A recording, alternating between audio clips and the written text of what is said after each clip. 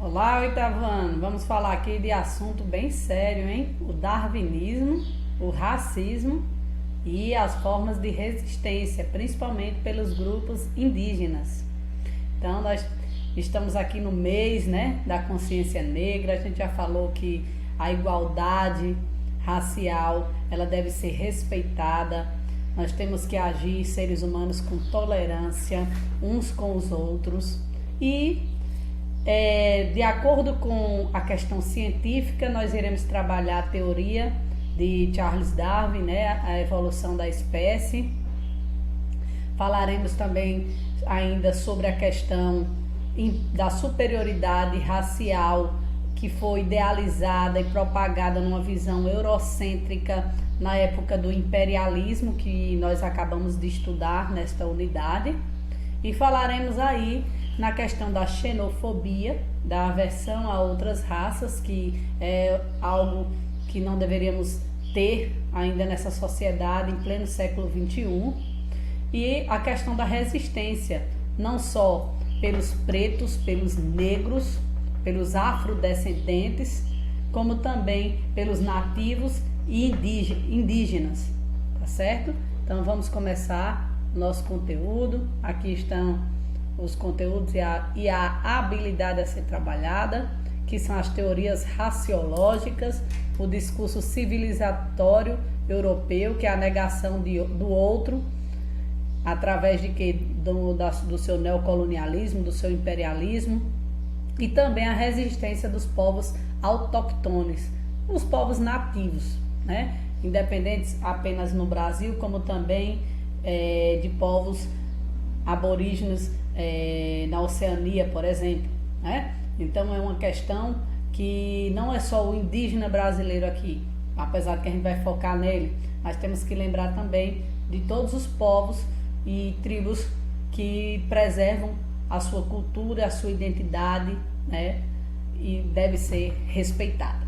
Então vamos começar com o darwinismo. Mas vamos focar no darwinismo social. Vocês estudam já a teoria da evolução das espécies, chamado de seleção natural. Eu trouxe dois esquemas, que nesse primeiro esquema vocês podem observar a adaptação da espécie e a sua evolução, ou seja, quem não se adapta, a espécie entra em extinção, né?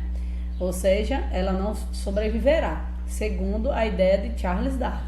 E as espécies que evoluírem, elas vão ter algumas mudanças genéticas ao longo do tempo da sua evolução. Podemos perceber aqui que o bico dessa ave, do tentilhão, né? Ele vai mudar. Veja, aqui nós temos mais curvado, aqui mais pontiagudo, aqui com uma brechinha a mais, aqui com um papo maior para armazenar, aqui quando ele já está usando como ferramenta. E aqui na girafa você percebe, o pescoço não era tão alongado, com o tempo ele foi se alongando, principalmente para chegar até o seu alimento. Então essa busca pelo alimento, por exemplo, modificou geneticamente ao longo do tempo algumas espécies de animais. E o ser humano, que teria descendido dos macacos, ou seja, dos primatas, que nós temos semelhante com eles o polegar, teria sido a evolução da nossa caixa craniana, a capacidade de pensar, né? Que difere o ser humano de outros animais. Nós teríamos aqui a nossa evolução de Australopithecus para Homo habilis, para Homo erectus, para o Homo sapiens de Neandertal e para o Homo que nós somos hoje, aquele que sabe, o Homo sapiens, né, de saber. E Charles Darwin dizia: não serão os mais fortes e nem os mais inteligentes que sobreviverão, mas aqueles que se adaptarem com mais facilidade e rapidez. Apesar de alguns quererem negar essa evolução da espécie, que a gente descende dos primatas, ou seja, nós seríamos a mesma carga genética inicial dos primatas, né? E seríamos a evolução desse primata. Nós temos aqui a teoria da seleção natural, a origem das espécies, de Charles Darwin, onde ele diz que a hipótese da conservação das espécies mais adaptadas e a eliminação das espécies menos adaptadas por meio da chamada seleção natural, que se dá em longos períodos do tempo. E aqui a teoria eurocêntrica, xenofóbica, racista, do racismo aí, ou do darwinismo, né, social, que o europeu utilizou e deturpou, né, mas que também são teorias baseadas no darwinismo, onde ele diz: se existe uma raça superior, nós somos essa raça superior. Aí você tem uma figura de um homem branco dominando a África, certo?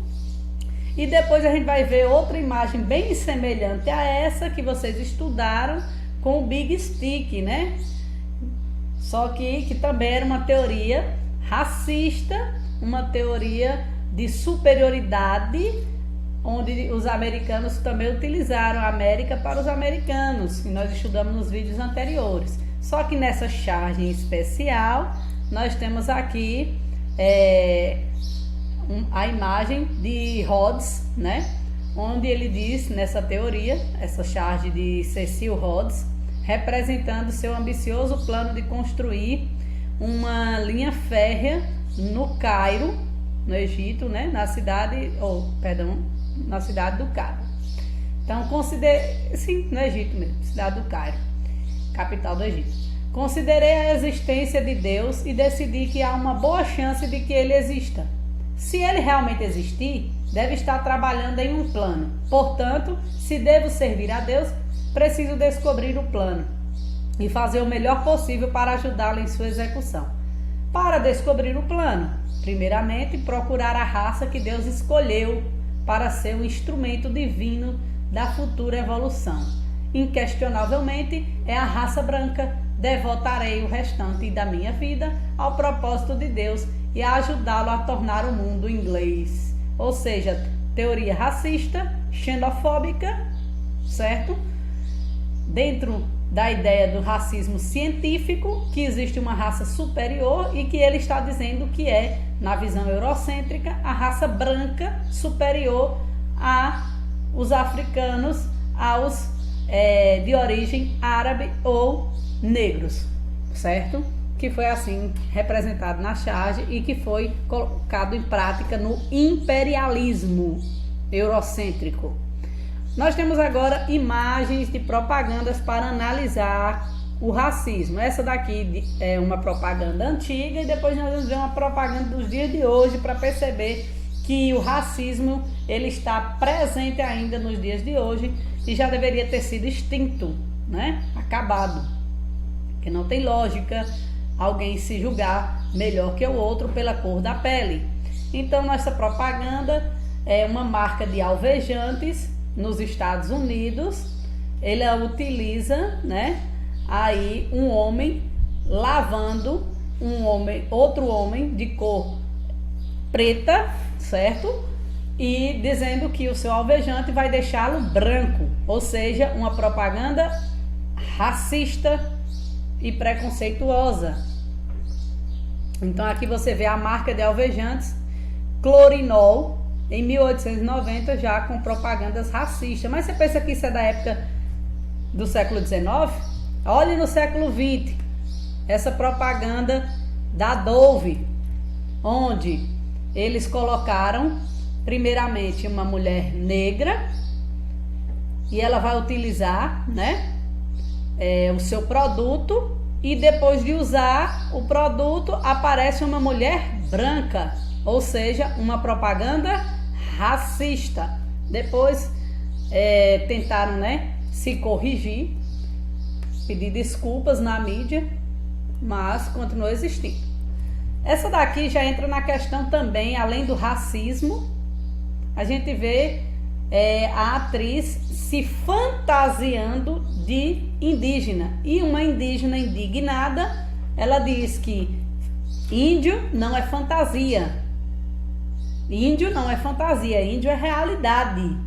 Então, ninguém deve se fantasiar de índio. Por quê? Porque o índio, ele existe e ele tem que ser respeitado, né? Então, a atriz Paula Oliveira usou uma fantasia no baile de carnaval de 2018 e os indígenas, né, se sentiram humilhados, indignados, porque a sua cultura deve ser preservada, mas não humilhada. E aqui nós temos, atual desse ano, 2021, a luta do povo indígena pela igualdade, né? E por outras questões também. Um grupo de jovens indígenas, os guardiões da floresta, né? Então eles dizem assim: nós indígenas somos os guardiões da floresta e estamos aqui também para proteger os nossos territórios, pois são lugares onde ainda está se preservando a mata. E a gente sabe que a mineração, o desmatamento vem destruindo não só fisicamente como culturalmente e a saúde do povo indígena. Então, resistir sempre, bons estudos e boas reflexões. Até a próxima.